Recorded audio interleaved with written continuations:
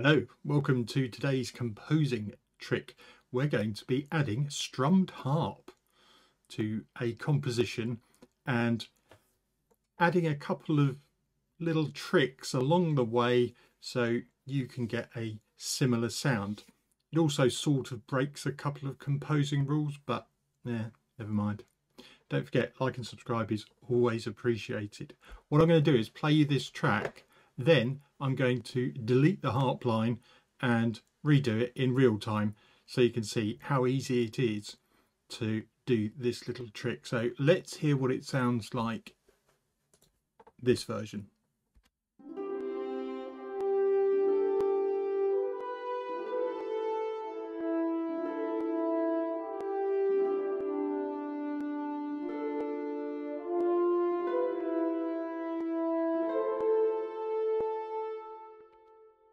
Okay, so that's just the horns playing a melody line on the white note, so you could consider it being played in C, D, Dorian, G Mixolydian, A minor, whatever, but it's using the white notes.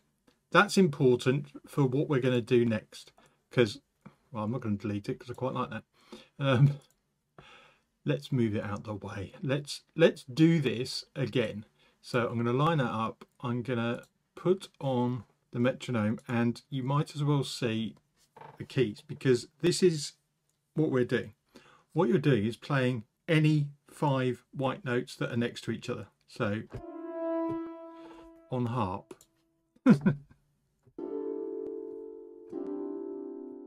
So you've got your 5 fingers and they play 5 notes next to each other. It doesn't matter where you start. The trick is that you don't play them all at the same time. You play them very quickly in succession, and you can move around a little bit. And all I'm going to do is introduce them at the beginning of each of the bars. So let's go for that.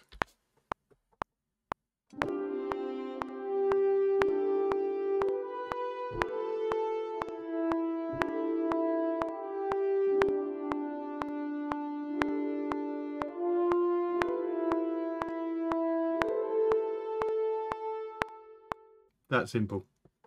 But there's still a couple of other things we need to do to make it sound really good.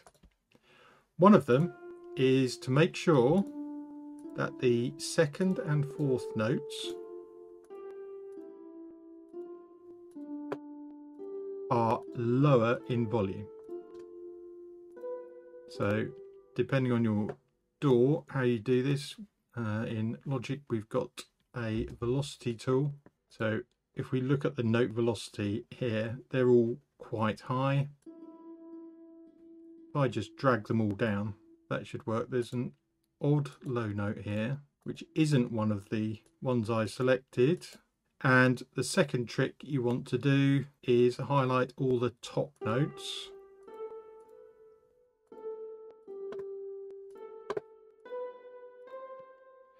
And for these, we are going to bring them all up in volume. Why can't I drag that one?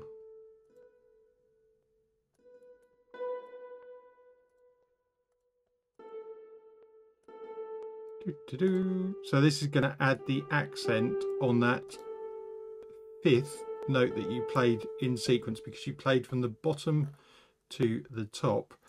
The 2nd and the 4ths are lower in intensity. Let's hear that now.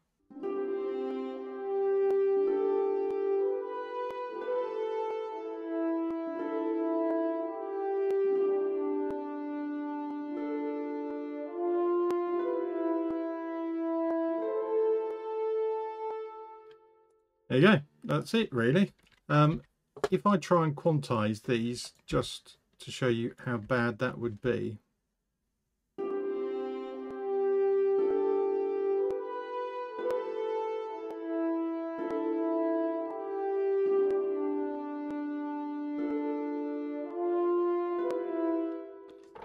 So what we want to do is actually employ this strumming technique 5 notes next to each other, so you are implying different chords, but by spreading them out ever so slightly, it gives it that melodic element, and you don't notice the clashing notes quite so much. I hope you found that fun, interesting. Go and have a play. Like and subscribe, as always, is appreciated. I'll see you in the next video. Bye for now.